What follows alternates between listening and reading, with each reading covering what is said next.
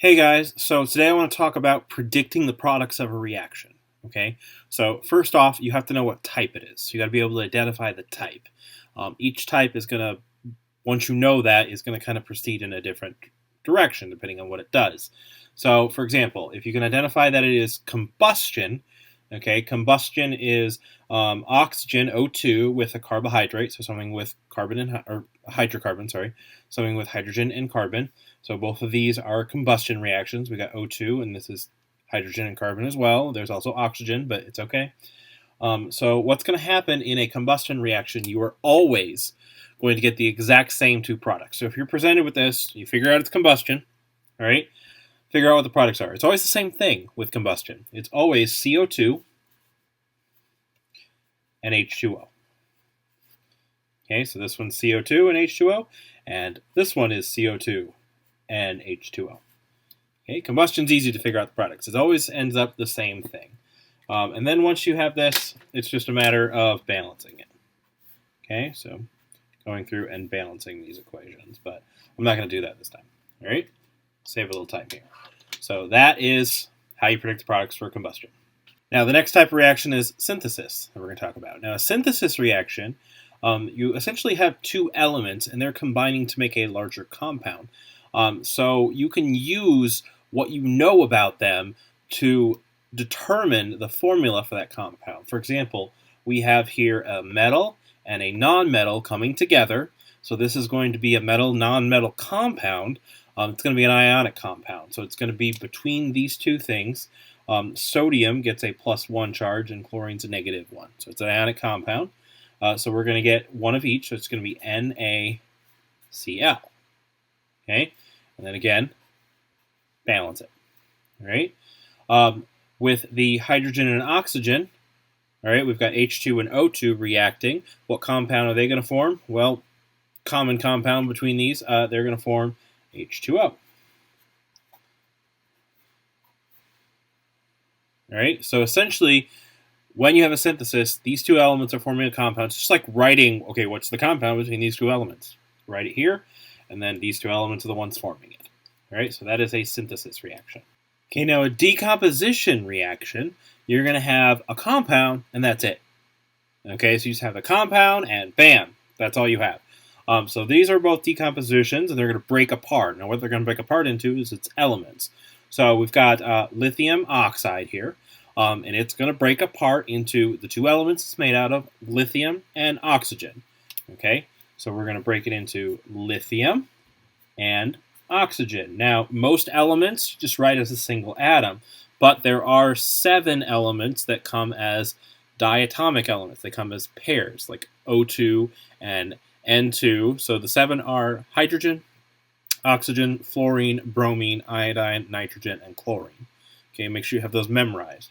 Oxygen is one of them, so it doesn't just come as a single O, it comes as an O2. All right?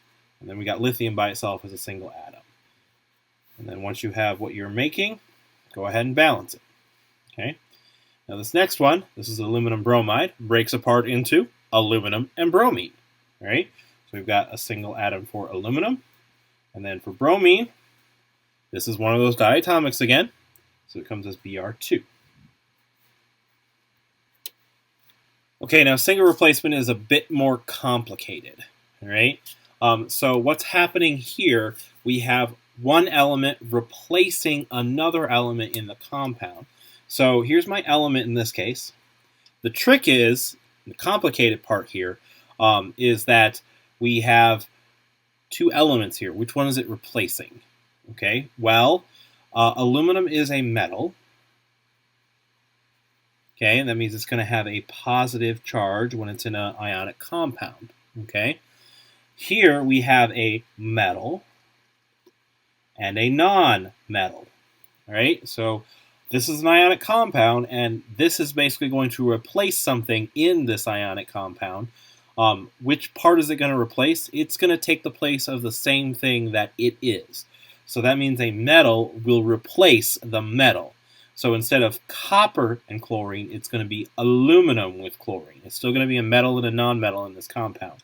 So what we're going to end up here is aluminum paired with the chlorine. Okay, and we have to keep in mind their charges. This is +3 That's -1. So that means we're going to have 3 of the chlorines. Now, the element you're kicking off here, the metal, the copper, just gets kicked off. Okay? So write that off to the side. It gets kicked off as an element. And you go ahead and balance it. All right? This next one. This time we have nickel, which is a metal. Sodium, which is a metal.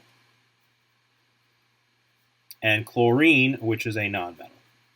Right? So again, the thing it's replacing is the one that it is like. So instead of the metal being sodium, the metal is now going to be nickel.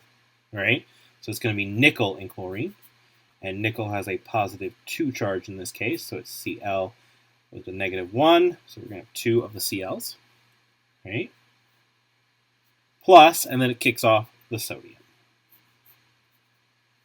Okay? Spot for balancing there. Let me do another example. I like doing more examples with this one because this one's a little trickier here. Again, we have a metal. This is lithium. The element is a metal. So we have a metal, and then carbonate this time. This is a non-metal polyatomic ion. So this whole thing, CO3, that is all non-metals, but it's a whole molecule polyatomic ion thing. Okay, so we're going to do this whole thing treated as one. So instead of metal with carbonate, it's going to be this metal with carbonate. So it's going to be lithium paired with the carbonate. Okay, and then the zinc gets kicked off. Now, when we do this, the lithium here has a +1 charge and a -2 charge for the carbonate. So it's actually Li2 here. Now, one thing I want you to keep in mind is the numbers here, these subscripts that we write in the formula, those are based on what's in the formula, and so it doesn't matter what it was over here. So even though this is zinc and carbonate 1:1, when it pairs up with the lithium now, in this new compound, it is 2:1 because lithium has a different charge than zinc. Okay? It's all about what is in this compound, not what it was before. All right, so be careful of that.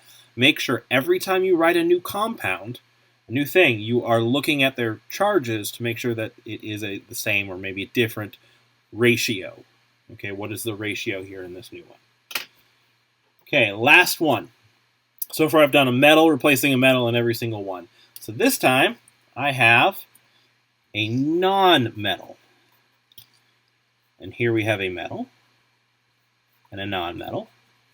Okay, so this time the non-metal is not going to replace the metal. It's the non-metal replacing the non-metal. Right? Whereas a metal replacing the metal. So instead of being sodium with chlorine, it's going to be sodium with iodine. Okay? So we've got sodium with iodine, and new compound, look up charges. Sodium is +1, iodine is -1, so that is a 1:1 ratio. Okay, the chlorine gets kicked off. All right, so once it's kicked off, we got Cl, and it's one of those diatomics, so Cl2. And then we go ahead and balance it. Okay, and that is how you predict the products for a single replacement. Double replacement. Okay, so in a double replacement, we essentially have two things, and I'm going to try to underline them here. So here's the metal part, and here's the non-metal part in both compounds. Okay, so we always have two compounds for our reactants, and what they're going to do is they're going to switch partners. Okay, but it still has to be metal non-metal. Okay, they still have to pair up correctly. Because the sodium and lithium are both positive, and the chlorine and the nitrate are both negative, you can't mix a negative with a negative. It's got to be a positive with a negative. Okay, so they're switching partners, but make sure you switch them correctly. All right, so essentially, this sodium is going to switch with that lithium is going to switch with that sodium. You could also think of it as the chlorine switching with the nitrate, or the nitrate switching with the chlorine. It doesn't really matter which one you do. I'm going to swap out the lithium and the sodium here. So what I'm going to get over here is, instead of sodium chloride, it's going to be lithium and chlorine. So we have LiCl, And this is a new compound, so let's check their charges. Lithium's a positive 1, chlorine's a negative 1. Okay, so that is 1 to 1. So that one's good. Then, instead of lithium and nitrate, I'm swapping the lithium out for sodium. So this one's going to be sodium with nitrate. Okay, check their charges. Positive 1, negative 1. Good. 1 to 1. So this one is happy as is, just like that. Okay. Now it doesn't, like I said, doesn't matter if you decide to swap the metals or the non-metals. Just try to keep in mind which one you're swapping, and always replace one with the exact same on the other. So let's try this next one here. This is ammonium sulfide and lead to nitrate. Okay, so the positive one in this case is the ammonium and the lead.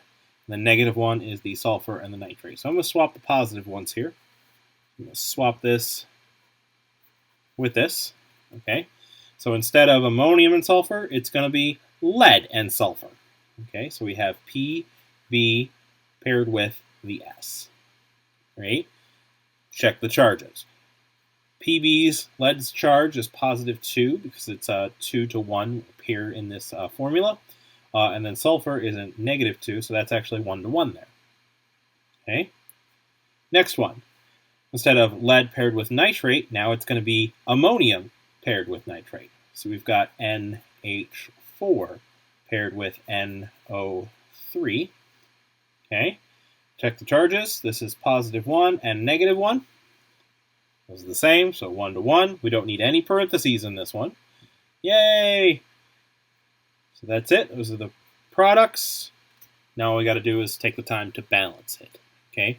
Do not balance any of these until you have a correct product with both of the charges in that compound matching. All right? It will not balance correctly if you do that. One more. All right? One more example. So in this case, we have sulfuric acid with sodium hydroxide. So the positive one and the positive one from that one, gonna switch. Okay? So in this case, we have H with sulfate. Now I'm gonna switch it. So it's sodium with sulfate.